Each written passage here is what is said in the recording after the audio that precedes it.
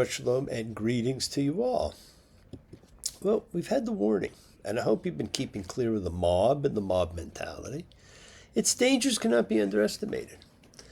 But it's all mobs and all mob mentality, and that can often does include friends, government, groups, educational. Let's not forget religious mob mentality.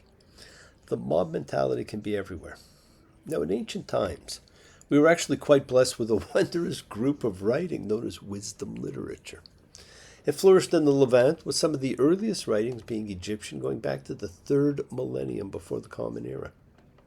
It revolved around understanding or attaining wisdom, something we all can still strive for and is most well known and appreciated during the biblical period for books like Ecclesiastes, Psalms, the Book of Job, Proverbs, and others. Now, one of the great early biblical writers was Ben Sira, who wrote about a group known as Hacham, which meant wise ones.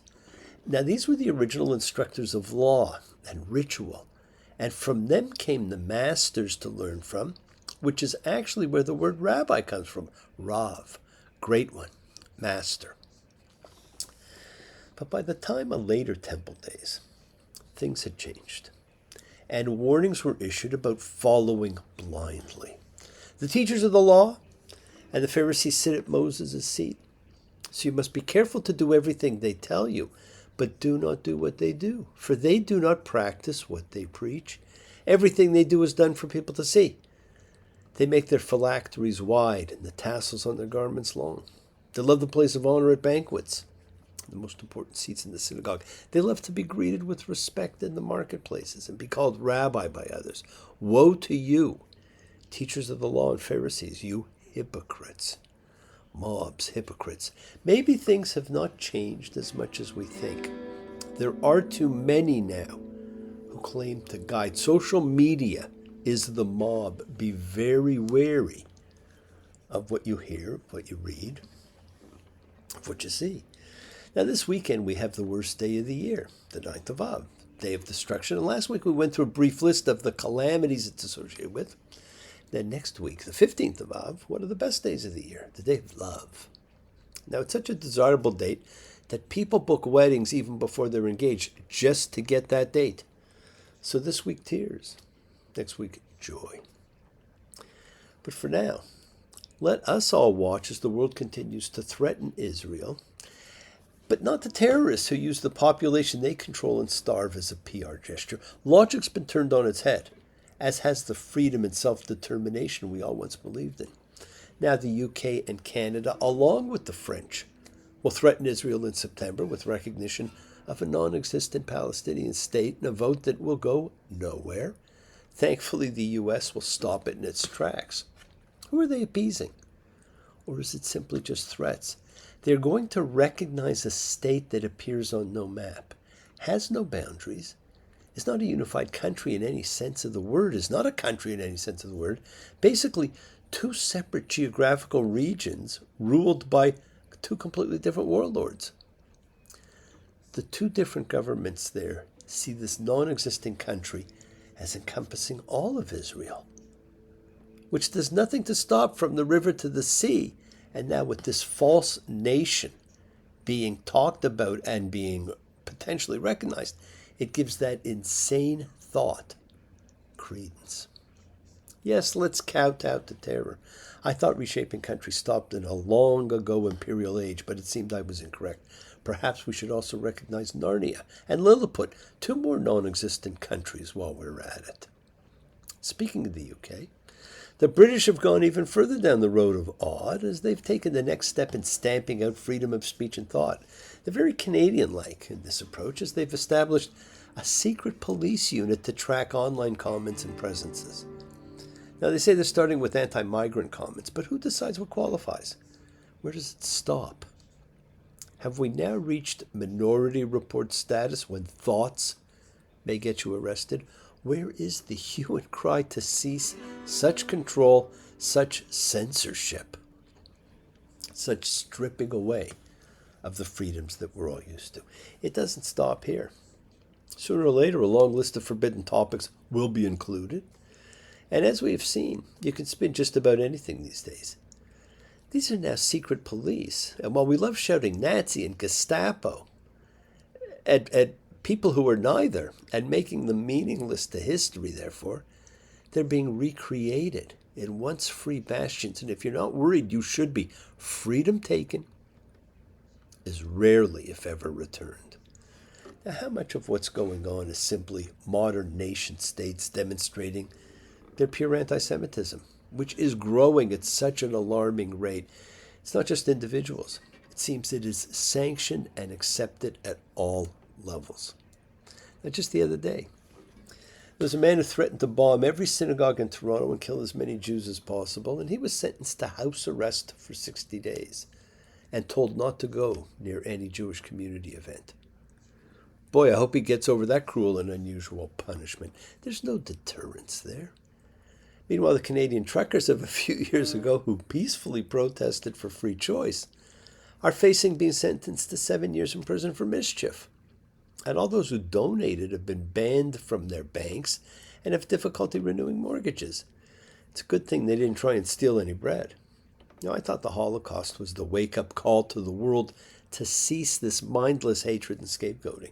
It is back, and it is now more dangerous than ever before.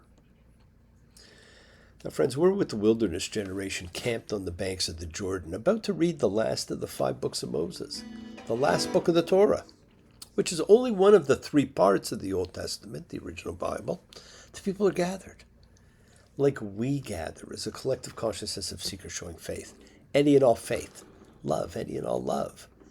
Because we are a community, a chavura, a true fellowship, as we express our nature of kindness, compassion, thoughts, feelings, hopes, dreams, and wishes that unites us all in this community house of spirit, Beth Ruach, sharing and bringing light, keeping fear at bay.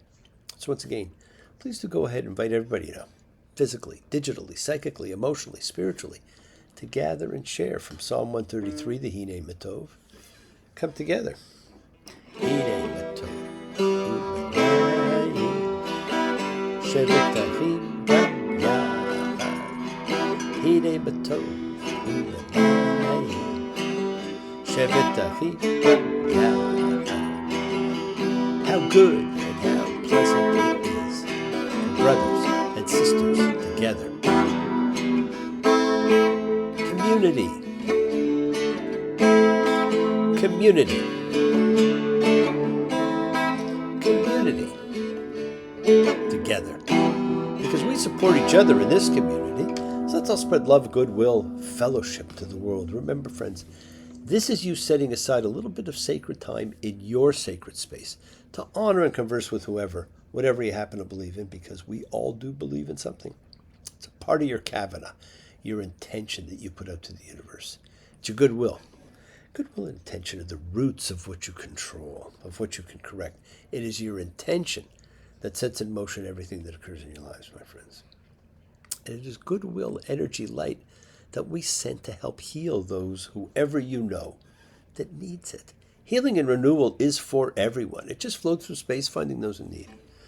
So send it out. For those you know, for the souls and spirits of everybody you love. So think of whoever that needs healing and renewal and love, or just plain goodwill. Focus on them, call their names. It's not just for people, it is for our pets, it is for the earth. It is the healing of the world, the tikkun olam that's part of our spiritual genetic makeup. And a part of that healing of the world is when we send thoughts and energy for health and renewal and goodwill for everyone. They don't have to be sick. It is for those in our hearts and our minds. Let's all send energy out for the people in need everywhere. Special thoughts and prayers for those in need of assistance. We pray for those who need prayer. We don't have to know them. We want health, recovery, good life for everybody around us. Let's continue to send healing energy for the hostages still held, still in prison, still languishing in the pits of despair, forgotten by all the things that go on, new wars, new events, new celebrations. It's another week that's passed, and again, nobody mentions the hostages.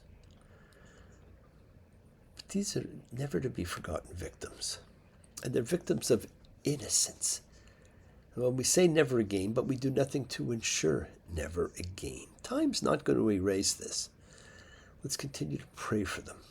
And for the downtrodden everywhere, for those close to us also, for the fairy godmother, for Winston and Alan and Inura, for Charles and Gabby, for Miriam and Bill, for Amin, for the great astrologer Carson off on a healing journey, for Calliope, the muse of music, Jess and Trevor, for MW and Terry, for the Snooposaurus and the Elf, for Dave and Sabrina, for Maria and Polito, for PJ, for Pinky and Alana, for Johnny and Fern, for Kathleen, for Mina and Carla, for Maria and John, for Doria, for Gloria, for Ronnie, for Connie, for Tally and Maya, for Nina and Danny, for all those suffering and in need.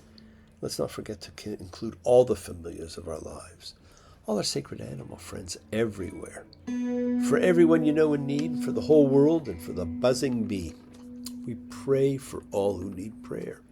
Friends, it is the kindness, healing, wishes, goodwill, and love we all send out. It just circles the world, finding those in need. So thank you, each of you, for all you do, for all you care, because the world is a world of spirit. And spirit, my friends, never dies. It never can die. Me, Shabbat, Avotenu, Makor HaBracha, Limotenu, may the source of strength bless the ones before us. Help us find the courage. Make our lives a blessing. The renewal of body. The renewal of spirit. Let us say, Amen. Misha Barak, let us all have our spirits renewed. This is the great prayer for healing, which we call upon God to heal as He has healed before. Misha Barak, may He who blessed. All healing is a blessing. Let's all send and receive healing and renewal energy in our efforts to love, to share, to care, to grow. Now, we ended the story of the wilderness journey by seeing the people camped at the Jordan River. But we knew this wasn't the end. We were left with instructions on land distribution, by tribe, by family. The people were told to create towns of refuge, shelters from the storm of emotional retribution. It was in another lifetime, one of toil and blood, when blackness was a virtue. The road was full of mud. I came in from the wilderness, creature void of form. Come in, she said, I'll give you shelter from the storm, places for someone who brought about the death of another to flee to be a place of safety. The law designed to offer protection and safety and prevent dangerous emotional overreaction. What a concept. What a time for a concept. Now, we began our journey with the Book of Origins. Then we moved on to a book of names. Then suddenly, out of the blue, we had a book of ritual rules.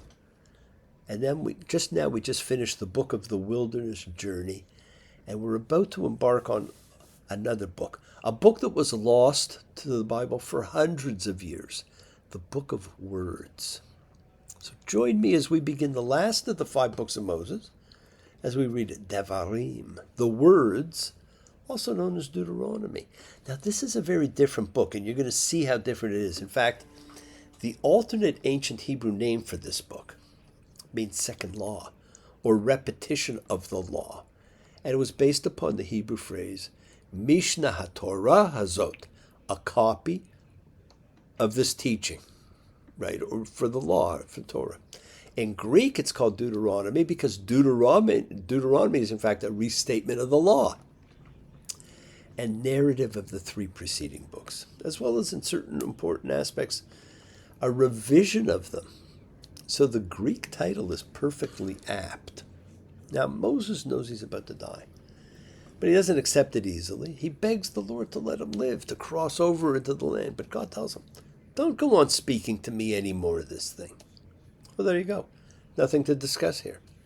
And like all great generals and statesmen, Moses now gives a glorious farewell speech.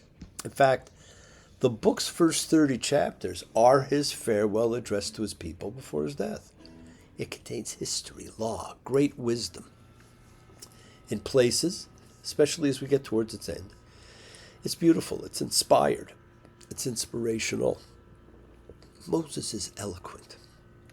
And that's incredibly ironic given his first meeting with God at the burning bush. There he tries to escape from the assignment to go speak to Pharaoh by saying, I'm not a man of words.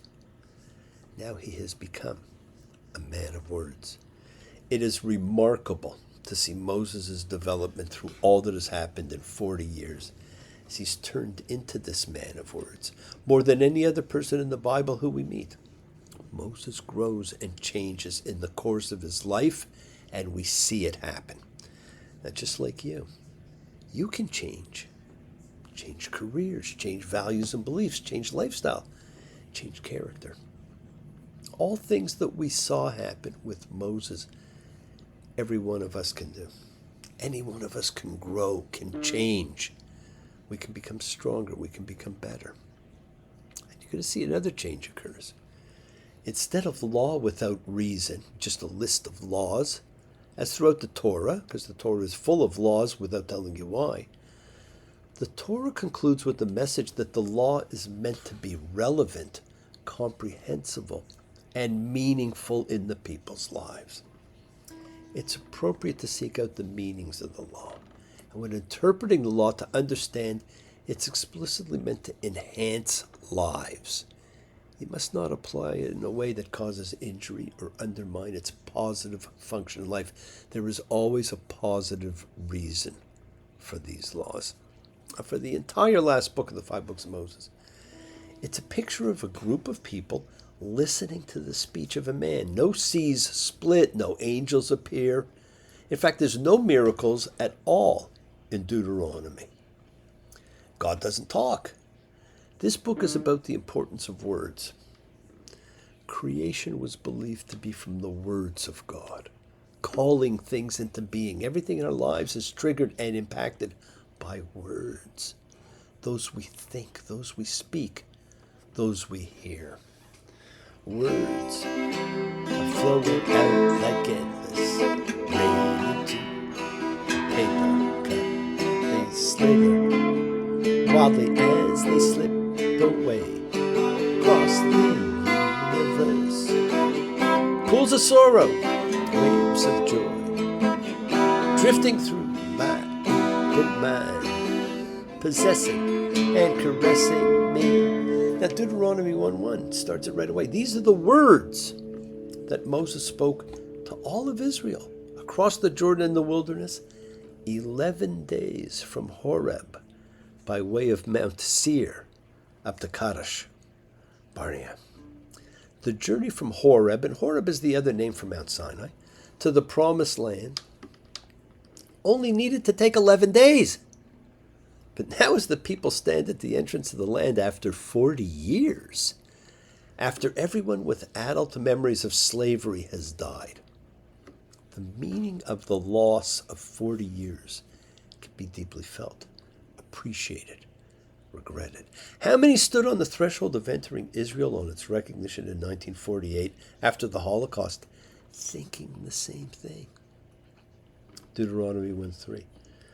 It was in the 40th year, in the 11th month, on the first of the month, Moses spoke to the children of Israel of everything that the Lord commanded him to them. And Moses repeats history for them, but he tells them it was them, but it was their parents. This becomes a tool he uses frequently during his address.